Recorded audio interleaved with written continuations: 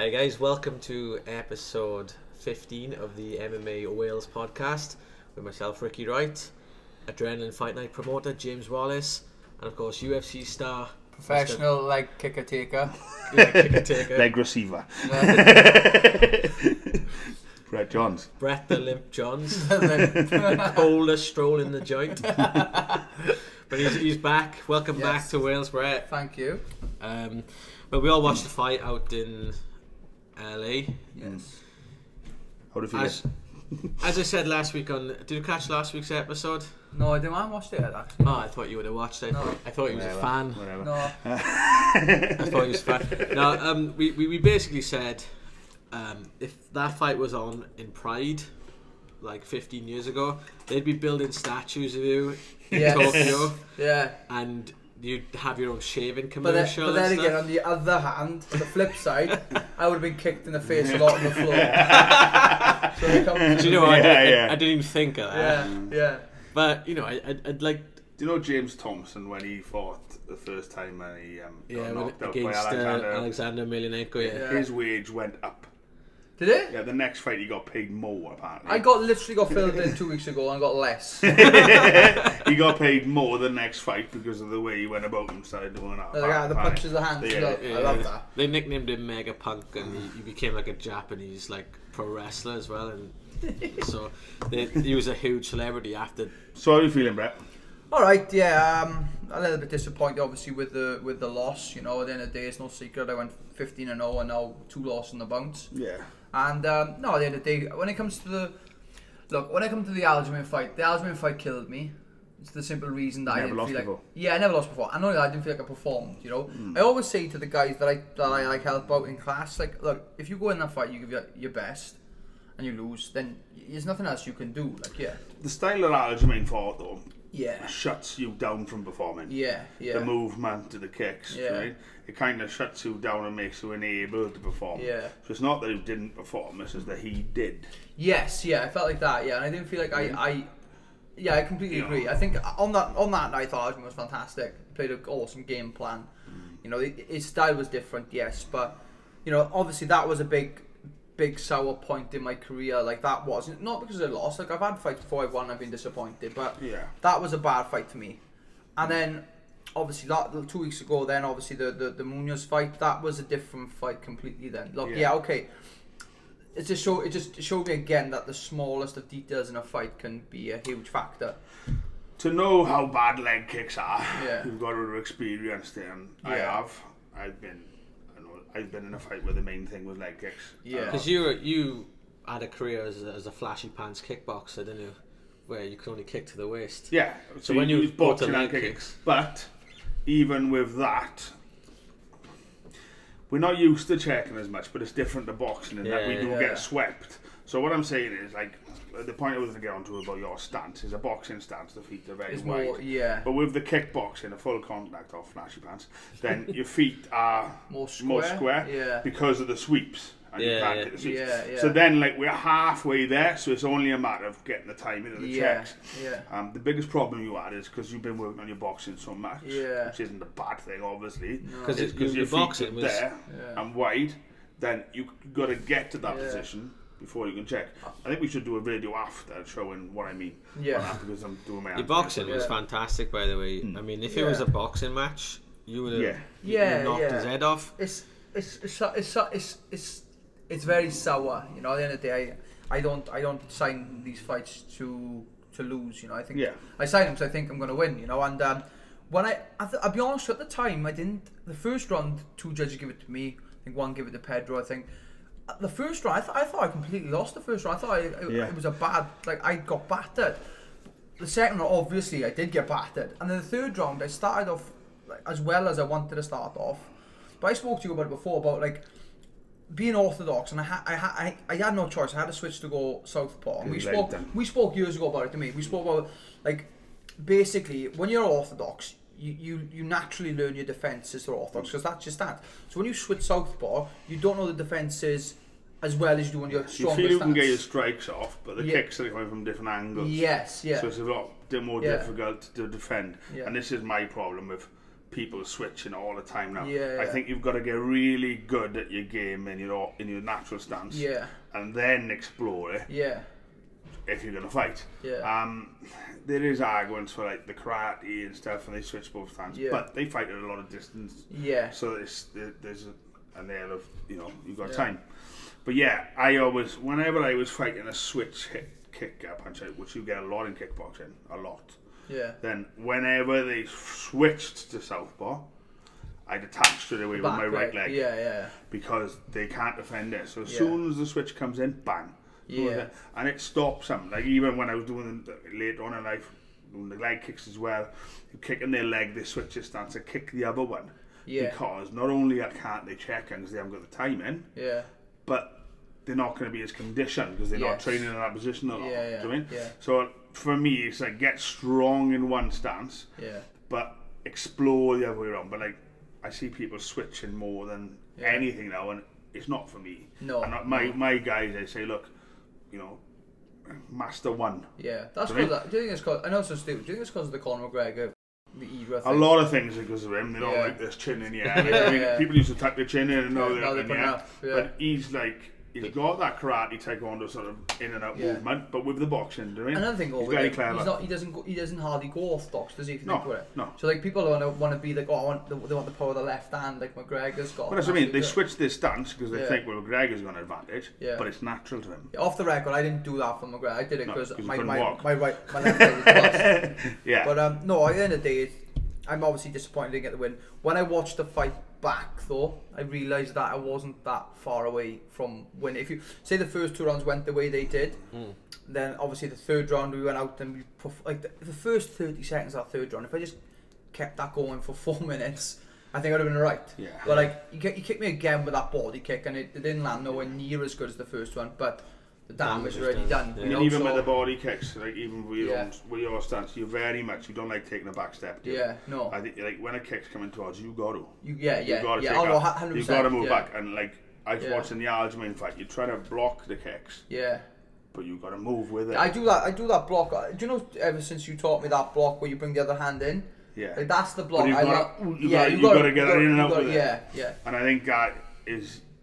Like you're always trying to push forward, and that's what we like. That's what people like. But as I say, there's little it's hard fighting on the front foot.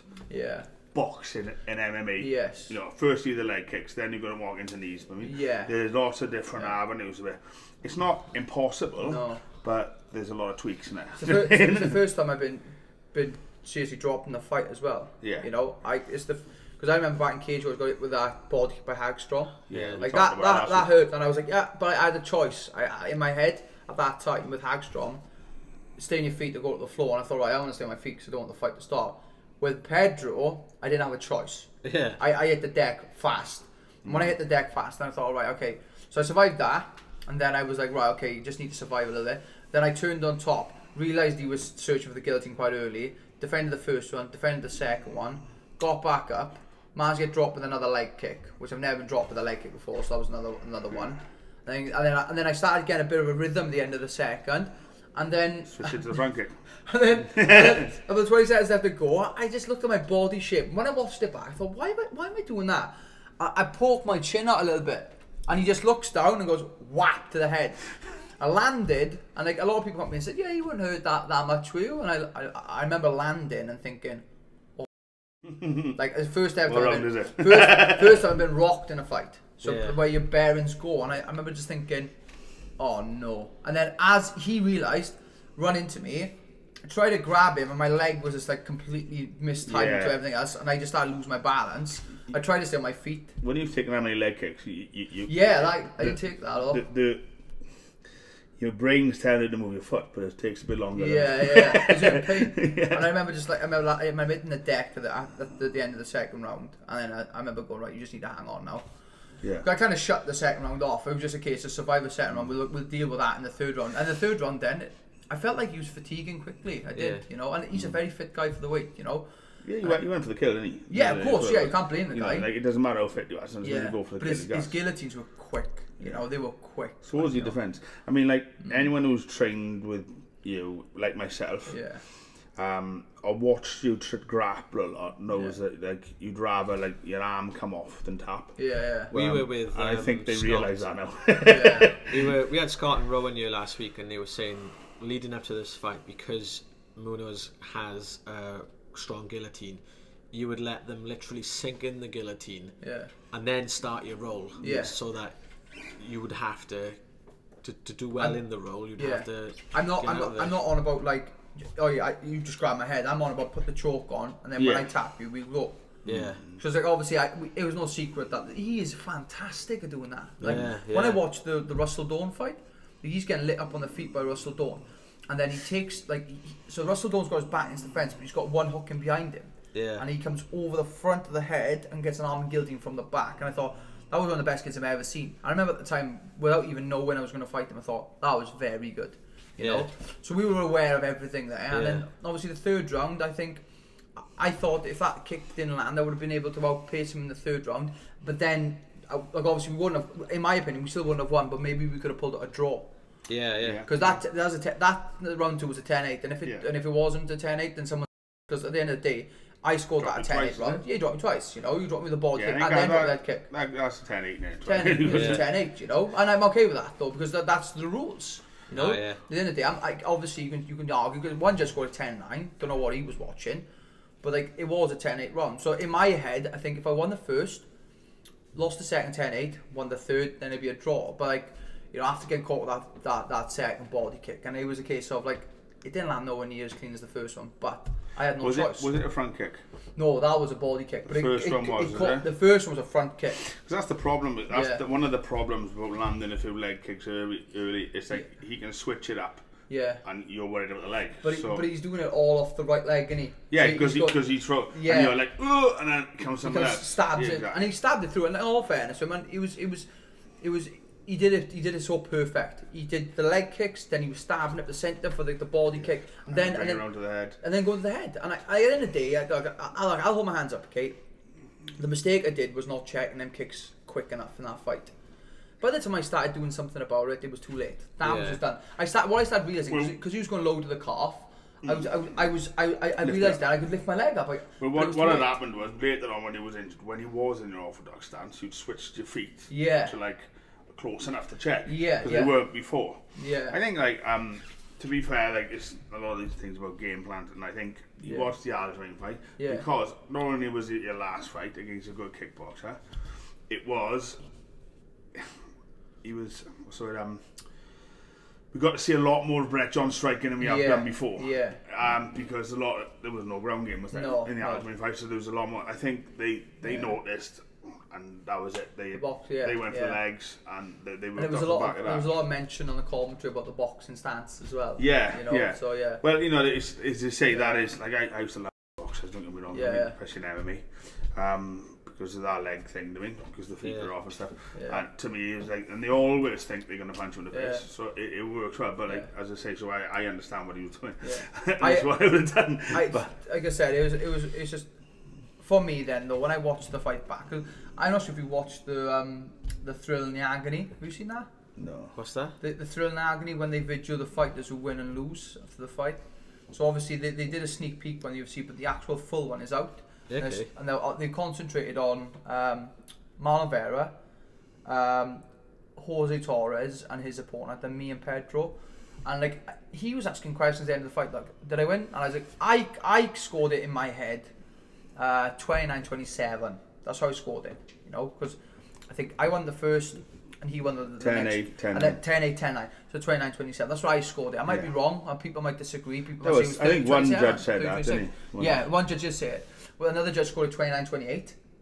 But that's me first round 10-9, 10-9. But I don't agree that second one was a 10-9, you know, and even this is me talking. It's about what you actually do. Like you can drop someone twice with 2 single shots. You haven't done a lot of work, and I think you don't score a 10-8 in MMA from dropping someone. It all depends. Like it was single shots. So how much was it? How much work was he actually doing? How many strikes was he actually landing? If he was dropping, you tried some multiple strikes. I think it'd have been different. So I think that he went down twice, but like it was one leg kick and one body kick. The 2 times he went down with it. So I think that was it's less clean cut then. Yeah, I was surprised though, because after the fight, he kind of looked at his cornerman and said, "I got that, yeah." I'm like, yeah. Well, sometimes when you're in there, you know, Joe. I mean, because especially when someone keeps coming at you no matter what. Yeah. So, I knew at the time I certainly lost the fight. I knew that. Yeah. So like I said, not that I ever had. Like, I didn't even have that feeling of like. You could tell you knew you were down on the cards because you didn't stop fighting till the very end. Yeah. And that's what you'll be remembered for in that fight. You just kept fighting and kept trying to win. Same as the Sterling fight. You kept going for throwing I think you throw a Superman punch and you tried to get close distance and try and finish the fight. And that's what you'll be remembered as. Like Wally said last week on the show, any lesser man would have just accepted that guillotine. Tapped. You got to just go out of it then. Yeah. But you never did. I mean, how many attempts were they were on? There were 3, was it? I think that's the difference. 3 guillotines, yeah. And any lesser man, me, would have tapped. No, but but you never stopped coming, and that's why it wouldn't have been said. Oh, you could have got it back. It wouldn't have been said. It would. I mean, but like I was saying, I looked at obviously people's, because honest to God, in the second round, right? I've never been. I hear one voice in the cage, as Chris is. That's one voice. When I'm fighting, that everything goes silent. I hear Chris. First ever time that I've ever heard the crowd was at the end of that second round. I just been dropped with that head kick, and I was on the deck, and I looked up at the sky. And obviously Blake Rice, the referee, all fairness to him, did a fantastic job. I'll give him. I have given him a mention, but I thought he did fantastic. And I remember just hearing the crowd go absolutely bananas and thinking, "Wow, that was amazing." But I was like, "It's amazing." I know what I mean. When you get, it's like, oh, bugger. It's sour. You're like, I love that, but in the end again, I'm going, but I'm getting filled in. Like, you know what I mean? I'm getting beaten. So like, the only thing I've taken away from the whole performance, in my opinion, is that. I'll take this one the way it is. It's definitely hasn't been a negative. In fact, it's been quite the opposite. It's the opposite. I feel like now I'm closer than ever in my head to get that belt eventually. To compete in with them. Yeah, because at the end of the day, I didn't feel like I was miles off Pedro. In fact, I felt like it was quite even until obviously the shots were landing. If you look at how many guys he's finished. Yeah. You've gone up to the top 10 level twice now. Yeah. And you know you failed greatly. Do you know what I mean? Yeah.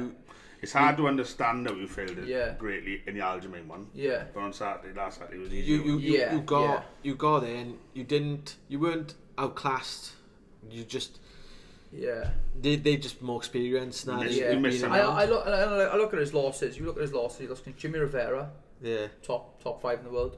John Dodson, who's fighting Jimmy Rivera next, who's in the top 10 in the world, and Rafael Sansao. Yeah. Who's in the top 3, all by split decisions. Yeah. So when I look at that and I think, he's lost, and then funny enough, so have I now. When I look at my record, 15-2, both top 10ers. They're both top 10ers. But in my head, this is the thing now. Okay, it's like, yes, I've got that confidence of competing with them guys, 100%. Yeah.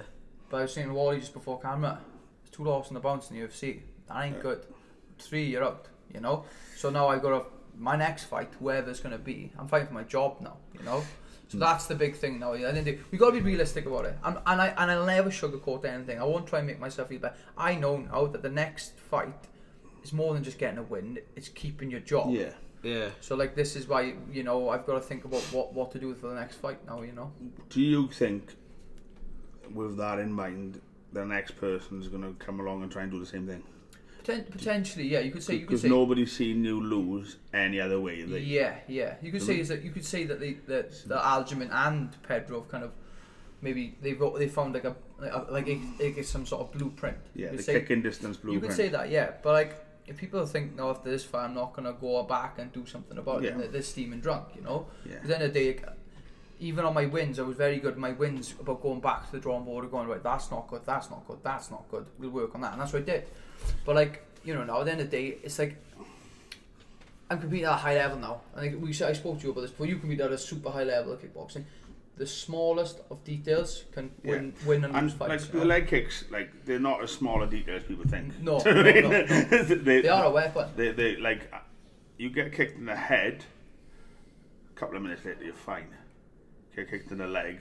Still had a week and a half later. Yeah. I mean, that's the difference. I mean, even with the body, it's hard, but with the leg, they kind of hit the same target all the time. Yeah. The same part, like with the body, it's a little bit different. I was saying because there's one muscle. The last time I got kicked like that, it was Brum, and you're in the corner for Brum. And I remember thinking at the time, I took a lot of kicks then, and I was thinking, okay, they're starting to hurt now. And I remember the second one thinking they're starting to hurt, but there was nowhere near the calf kick that Pedro was throwing. I think with Bram as well, the distance between you was in and out, in and out, yes, in and out. Yeah, where Pedro, this was more like it wasn't. Boom. Yeah. It was like you were coming in and out, you were taking him down, you were changing with like obviously it was a completely different fight to Bram. Yeah. But I think that was the difference. I mean, with Munoz, you didn't go out, you just went in, because with Bram, he was a big puncher. Yeah. So you were like cautious of that. Yeah. But with Munoz, he's a guillotine man. It's a completely different weapon. So I think that is why the difference was. Do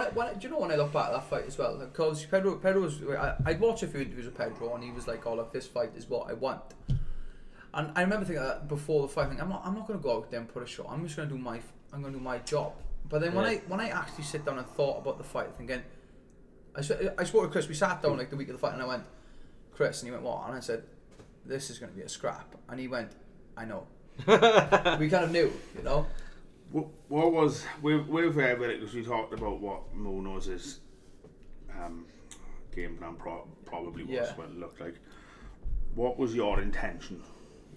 I to be honest, like we wanted it to keep the first round where we were just hitting him going off, and I was working a treat.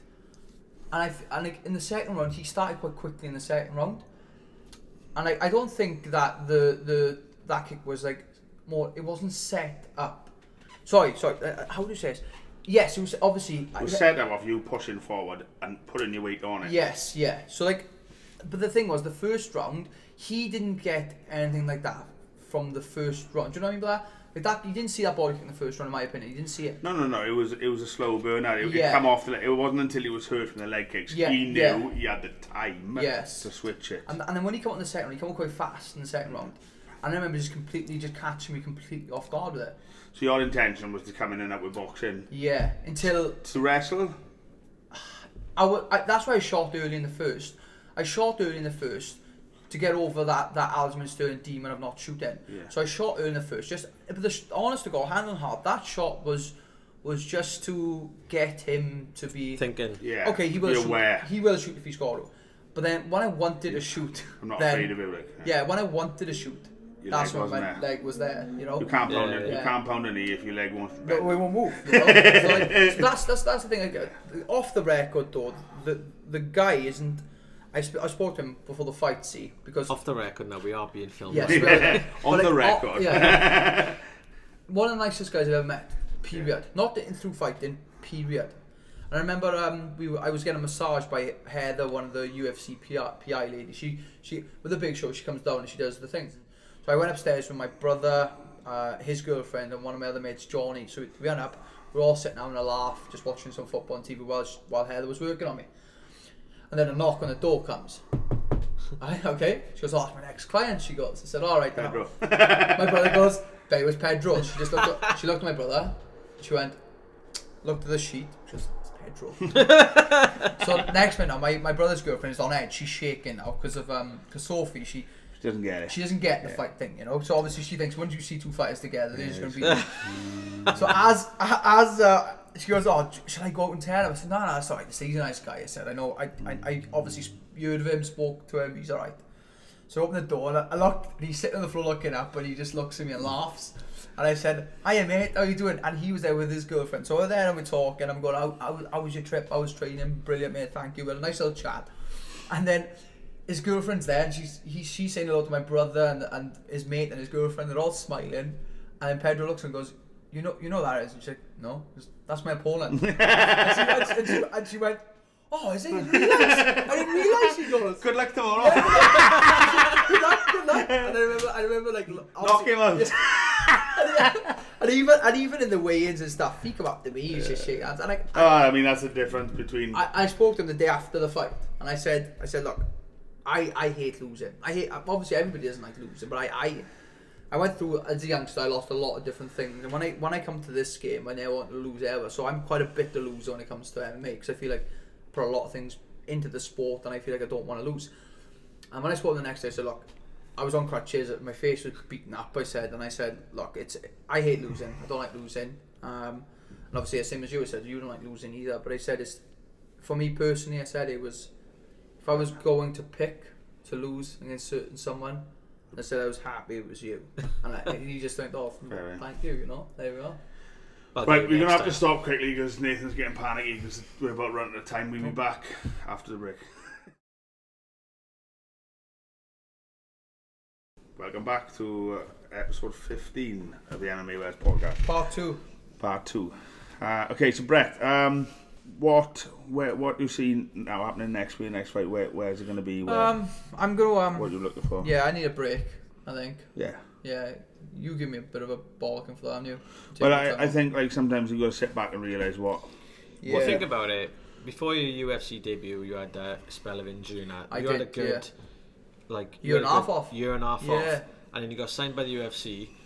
I think you had the odd kickboxing fight. I had one on Wally show. Well, he was matched for one, but I really enjoyed that, instead. Yeah. Probably the most nerve-wracking I've ever been before a fight, ever. Could have done with a few more of them. It was. I remember before, this is one of my biggest regrets about signing the UFC, and people laugh at me for this, right? Okay. I was meant to fight. I still know the fighter's name and stuff. I was meant to fight in your show for a Welsh kickboxing title. K1, yeah. So basically, we had a K1 Welsh title. I can't remember who it was against. I do know actually. I know as well. Yeah. So we were trying to get him versus a guy from Cardiff, right? Yeah. Good guy. Very good guy. Yeah, for a Welsh K1 title, and I had to send a video of Brett to show that he could. That I couldn't kickbox. Right. Yeah. And I said, look, this might be his only chance. Before he gets signed, can we do it? So we was on talks, and then all of a sudden, everyone stopped answering the phone for me for a week. It's because they were in talks of sorting out his UFC contract. Yeah, so that's why he got cancelled. I think it was the week after my show. We had my show, and then the week after was his UFC, which was for me, I was chuffed, but I wasn't. Honestly, there's nothing better than winning a belt. Yeah, I had a chance, and then I had to give my UFC debut up for it, which was heartbroken. But Belfast was a great laugh. I booked Brett to cover a show as an MC. Yes, for you did. I remember that was Bev's show. That was Bev and Bev and Kelly. Yeah, it was like, so you're not coming, Brett? I was like, no. I mean, I get a lot of MCs to cover shows, and that's the best excuse / reason for not fulfilling the duties. Also the best excuse / reason for pulling out of a fight I've had. By the way, I can't MC a show. I can't MC a show. I'm making my UFC debut. No. You're committed now. Yeah. So you put a time off then. Like I said, I strengthen your skills that you. Yeah, there's a lot of things to work on from that fight, 100%. But another thing as well, like I fought a lot the last 2 years. I think. You know what I noticed? Yeah. Not in this fight. I noticed the worst part of your UFC career so far is when Bent Whistle didn't turn up. That was bad. Because you didn't have the time off that you needed. No. So you had like a 13-week camp or whatever. Yeah, that's what I'm saying. But by Glasgow, that fight, then I was completely spent out. Bent Whistle being Ian Entwistle. Yeah, sorry. But like, what I did was pull out merch. Just this is November. I've had 5 fights since Conor McGregor fought in the Octagon last. Wow. Yeah, I've had 5 fights. Yeah. Sorry, I've had 6 scheduled fights. 5 fights. So you made weight 6 times. Made weight 6 times. So like, November 2016, this is the dates. November 2016 was Quack. March 2017, I was going to fight ND. Then July, I fought Albert Morales. December, I fought 2017. December 2017, I fought Soto. April 2018, fought Aljamain. And obviously, August 2018, I fought Pedro. That's 6 scheduled fights in like how long? 2 years? 2 years? So that way. But like, when I look at like that, 6, I'm thinking, before that then, I had 1 fight in a year and a half. So I'm thinking, I could do with that on a break, my body. Yeah. But then again, I got to look at it both ways, because my body needs a break, but I know I can't spend too much time away from the game because my brain will go. Yeah. It's tricky because when you're a fighter and you always want to fight, before you're in the UFC, you got to look for the fight. Now you're in the UFC, so you get offered up. Turn like the thought in the last, how long have we been training MMA altogether? Over 10 years now. Yeah. Can you imagine in the last 10 years at any point someone telling you you turned down a UFC fight because you needed a break. Yeah. Well, not, you know, I mean, it's your dream to be there. Yes, of course. You're always going to say, but sometimes you say, right, okay, this is where I'm not going to fight next. Yeah. I want to work on this. Yeah. I need to do this. Yeah. I mean, obviously, you get paid. It's your job, yes, so it's exactly. difficult to have too much time off. Yeah. But like when you said with James Lilly, when you just train ticking over and you haven't got an opponent in mind, you're not just working on these certain things for that opponent. You're learning, you're improving your all-round game rather than an opponent in mind and trying to better yourself for that. So just ticking over, and then doing it for the love of it rather than the pressure of it. And being able to sit back and work on what has gone wrong without preparing for someone. Because if you're preparing for someone, let's bring Munoz in, right? So super guillotine, you've got to spend a lot of time with that defence. So how much time have we got to spend on kickboxing? Yes, yeah. Okay? So if you haven't got that, you can take your grappling over, which maybe which is strength, and then concentrate on that. So that is the trick. Like I was watching. I listened to someone the other day saying a fight camp should be the conditioning because your skills should already be there. So, well, you can't be in fight camps all the time because you've got to work on your skills. Right? There's that, you know what I mean? You've always, when you've got a name, you're always thinking about that name. So you need to maybe sometimes not have that time thinking, so you've got the time. To work on what you want. I was saying a generalisation of skills. The positive from the last camp, then, like you're doing skills before and then going into conditioning. Like I'm always training anyway, so I'm always fit. Do you know what I mean? But the biggest thing for me, my biggest strength, my last camp, was my mentality into camp. The Sterling fight, my mental state and my MMA game by that point was rock bottom. It was a job. It wasn't my dream. It was a job. Like going to the gym. And training I couldn't think of anything worse at that time. Now this camp, what it's done though, I don't know how it's changed to be like this, but it's changed now to falling in love back with the sport again. And like even now, I'm in love with MMA again now. Do you think that's because you lost? Could be the pressure. You could say that, but because the reason I'm saying that is because when you keep winning, it's like you feel like it's inevitability. It's inevitable. I'm going to win again. But now you know. The reality is you're human. Then it's maybe more enjoyable, which I know sounds strange, but I understand that. I know that when I was there, when I was in LA and Vegas training for the fight, I never enjoyed that bit. This time it was different. I was loving my time in Vegas and LA, and I was going for walks. I was enjoying it because do you know, like before this, do you know I was fighting Titan FC in Kansas, in Alabama, even in Dublin, even in Belfast and Glasgow. I'd stay hotel bound. I won't go nowhere. I'd stay in my hotel. I'd do my training and come back to the hotel.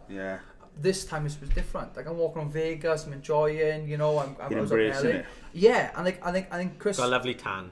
Yeah, no, I've come back white there. I've come back white there. You reflected the sun back. The sun's got a tan.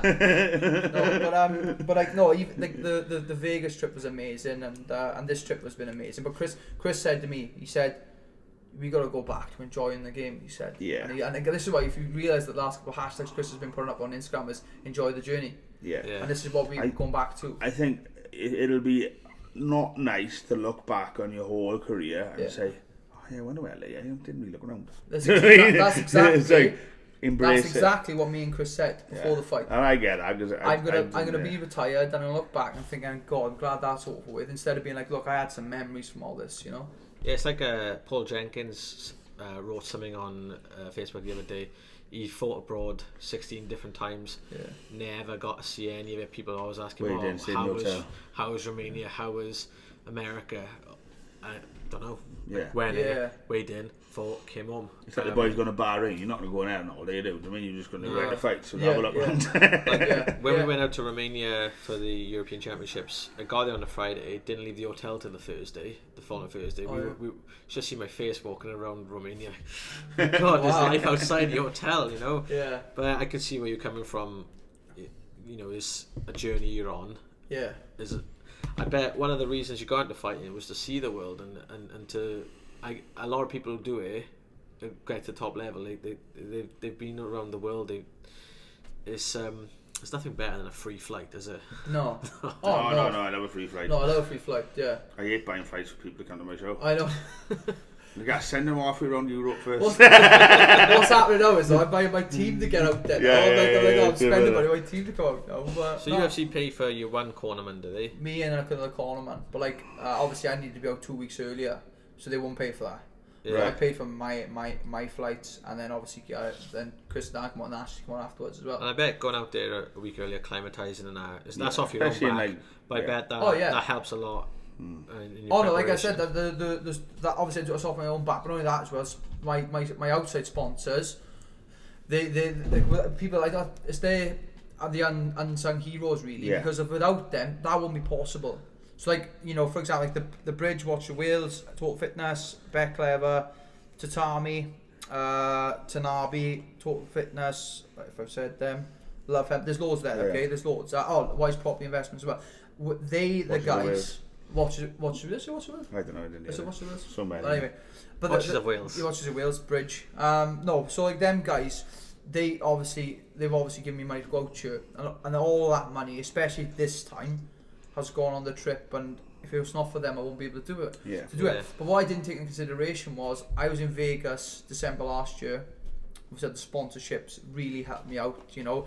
So I when I got back from there, it was a case of I had sponsorship money, I spent it on the camp, brilliant, it was amazing, right, okay.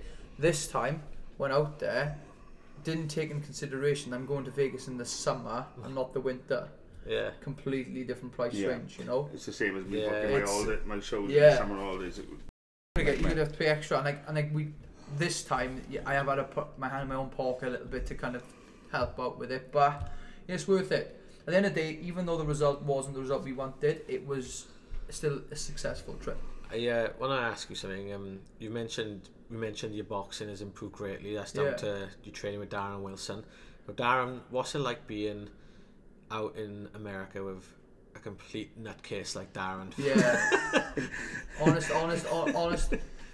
Obviously, like a lot of people, if they don't know Darren, he is one of the craziest people I've met, hands down. And there's not a dull moment. Like we were in the car driving from LA to Vegas, like, and the jokes he was saying, I was in stitches. Like on the way down from LA to Vegas, I was driving.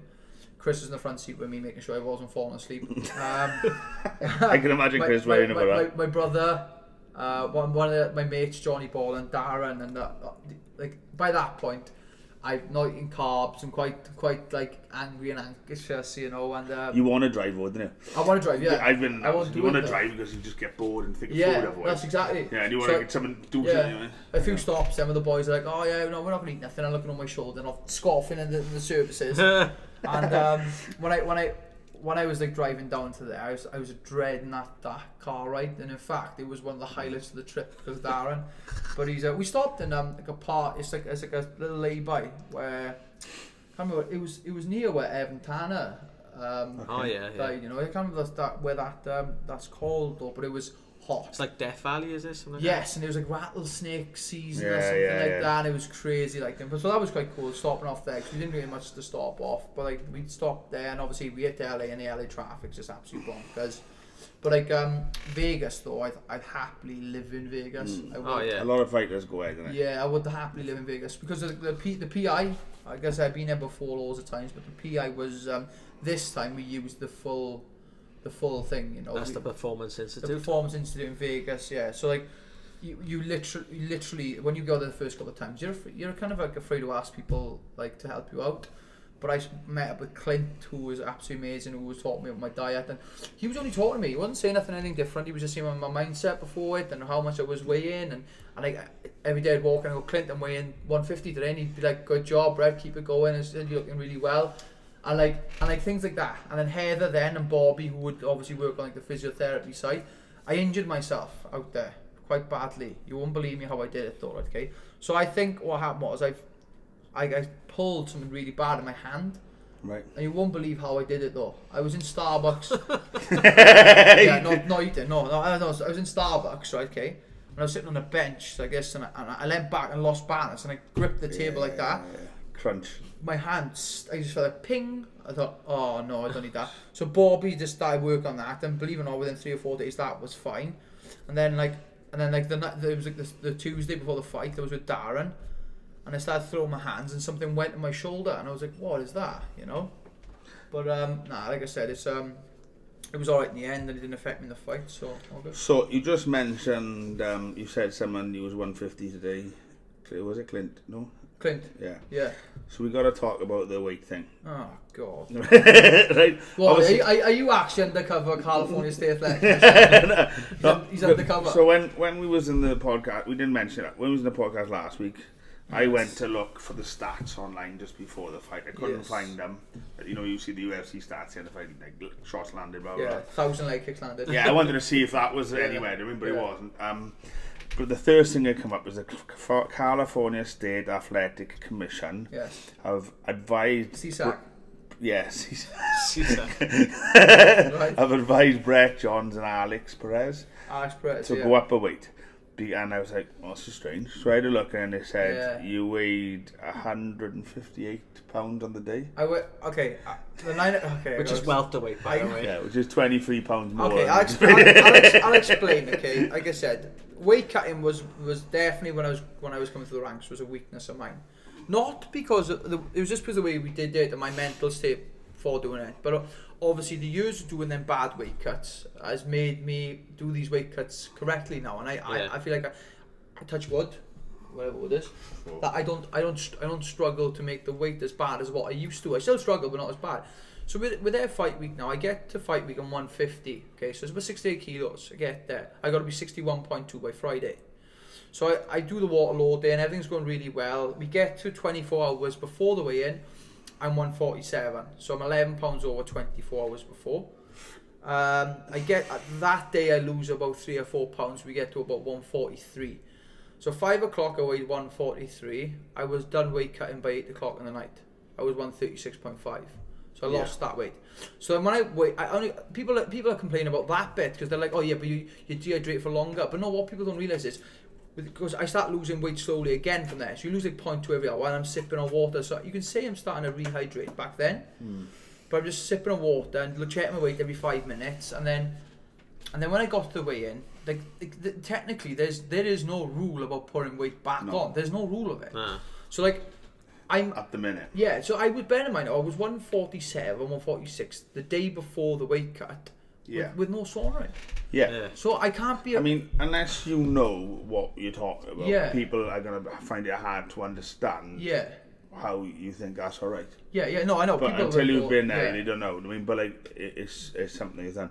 But what the actual advisory now, you don't know, of the California State Athletic, and I think Nevada looking into it, is that you come in on fight day 10% over what you were in the weigh-in. Yes. And you come in 16.2% over. And what the first thing I thought of, which you know, is because there was a lot of bantamweights on that card and flyweights, and the best in the world. Yes, yeah. So you had Cody Garbrandt, TJ Dillashaw, you had Mighty Mouse and Henry Cejudo, and all of them come in at the 10%, and they look big, in my opinion. But like obviously, you know, everyone's different. If you stood next to one of them, a different thing, do you mean? And you can't see how big you are on them. I was thinking, so all them top guys are coming in under the 10%, obviously because it wasn't mentioned, and you and Alex Perez didn't. So they basically said to you, they advised you to go up. The people are saying like, oh, Brett John has to go up the field. No, they recommend. Well, so all I need now is I need to go see the doctor now, a doctor that knows me very well, for him to say, look, Brett's made bantamweight countless many times before for the UFC, and the team is doing it safely. We're doing it safely because at the end of the day, my performance, at no point my performance was my cardio affected, was the weight cutting issue, nothing like that was an issue because of weight cutting.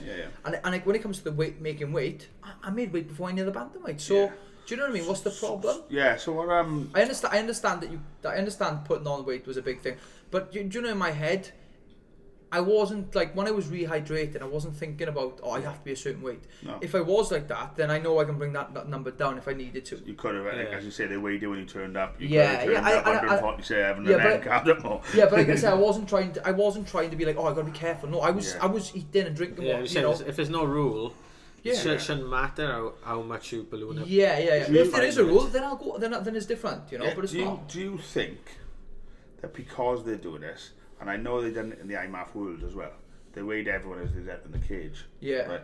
They weighed them in the morning. Do you think that a rule is going to come in? Potentially. Because I know in boxing they do sometimes, isn't it? Yeah. With boxing, it's more a case of being at too much of a weight advantage after a fight, so they don't want. They'd rather. You, especially, I think the IBF with Lee Selby, when he has to weigh in no more than like £10 or something, or maybe less than that. Yeah, on fight night. Yeah, that's what I mean. Do you think it's going to come in? Because if it does come in, but like, what would be an answer? Yeah, if it comes in, then obviously we'd have to talk about going to featherweight. Not that I would do you have less Sunday dinners all year? Yeah, that's another thing. But then there's things you can do which will be hard to actually make sure that I stay at bantamweight. For example, I looked at Selby before that Josh Warren fight on the scales. He was rough, man. Honest to God, I've never seen a human being look like that since like McGregor, Mendes, or whatever. Yeah. He looked in like obviously fantastic shape, but what he didn't look well. Wasn't healthy like that. So now he's got up 2 weights now, isn't he? He's gone up to lightweight, yeah. Yeah, I think he'll do fantastic at that weight. Like, I think he'll start knocking people out again. Yeah. I felt that's the other thing, like look at DC, right? Yeah. So DC been cutting down to light heavyweight for the last 5 years because Kane was the champion. Hasn't really been putting people his way as much. Wasn't. Yeah. Now his fight for the double title. Steps up to heavyweight the first fight.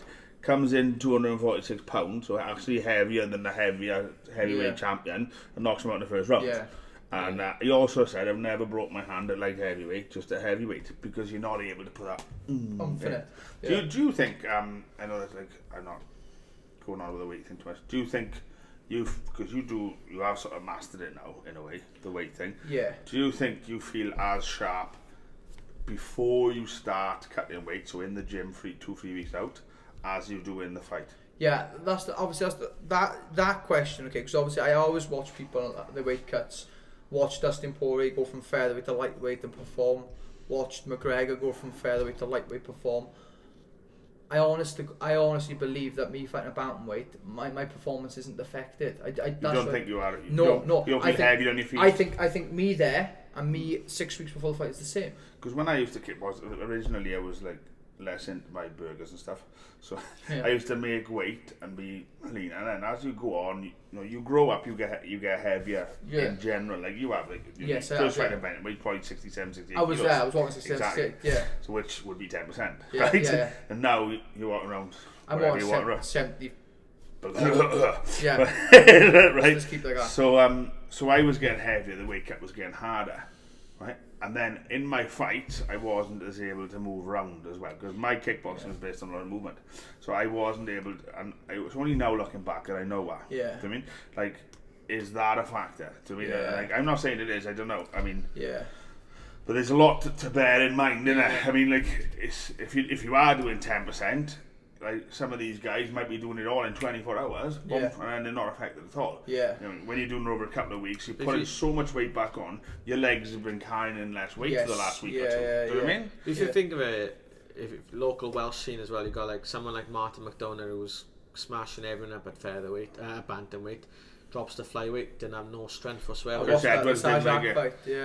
was getting beat. And he was a killer, when he was at bantamweight. But when you have to bantamweight, he was smashing guys like Alex Enland. Yeah. And then Alex Enland at bantamweight was. It was the same. It was the same. It was the same. It was like, but Matt McDonald going to flyweight and Enland going to bantamweight. Well, they both go up a weight. Same with Lewis Long at lightweight, he didn't have the confidence to. Yeah. But as long as you've got the confidence and you think I can't see anything wrong with you continuing at bantamweight. So but I think sometimes you've got to sit back and have a good think. Because I know you've never fought a featherweight pro. Yeah. Yes. Early days. Is it? Like you got to you're on your feet, moving. Like I don't think it's as easy to do once you've done a bigger cut. Yeah. I don't, for me personally, because I felt it. You know what I mean? I guess it's worth. It's something to think about. I don't know if you agree, but I guess I would personally know if I thought the weight cut would affect me. Do you know what I mean? That like if I was in the third round, I'm gassing out or whatever, then I'd go right. Okay, I understand. But like the third round, the last fight, I was on my toes. I felt like I was outpacing him. Yeah. Do you know what I mean? I think yeah, definitely. I know. There's the other hand though. Yeah, you're right. I'm not going to deny it. Because when I think about featherweight, I think realistically, if I went to featherweight 145 and went up to 160 like I did, or 158. That's a good weight gain for featherweight. Yeah. You know what I mean? And you feel sharp. Yeah. You're not laying it after the weight cut. You're like, no, I'm ready. Do you know what I mean? Because Cub was 160. Yeah. I was 158. Cub was 160. And he looked, Mad. I know. I think everybody's body type's different. Every situation is different from everybody else. You know. But I was never a big bantamweight at the start. If people remember, I was a small bantamweight. And over the years of training, obviously full time. Well, since going full time training and training flat out, I used to walk on a 68, and now I'm walking on a 70 odd. You know? I mean, you've gone up a weight division. Through training. Yeah, I got technically I have, yes, but I've stayed at the same weight. Yeah, exactly. You've got that's what I mean. That's the thing. Sometimes you got to sit back and think, right, my skills are improving. Yeah. Am I able to show it? Yeah. See what I mean? Yeah. Like, you know all of it. Yeah. Right. Nathan's panicking again. We're going to run out of time. You've already mentioned your sponsors. Sponsor again. Watch the Wheels. Thank you. The Bridge. Thank you. Beck Clever, thank you. Wise Property Investments, thank you. Total Fitness, thank you. Tanabe, thank you. Tatami, Combat Athletic, thank you. Love Him, thank you. And that's 9, isn't it? That's 9, yeah. Boom. 9. You got your first goal. Like you've always been a bit of a savant when it comes to memory and stuff. Like yes, UFC events. He knows what pays him. So, okay, thanks guys. We'll be back in the next week or so with something else to talk about. Psychology. Thank you to Brett for coming on again. Thank you. Cheers guys. Next time.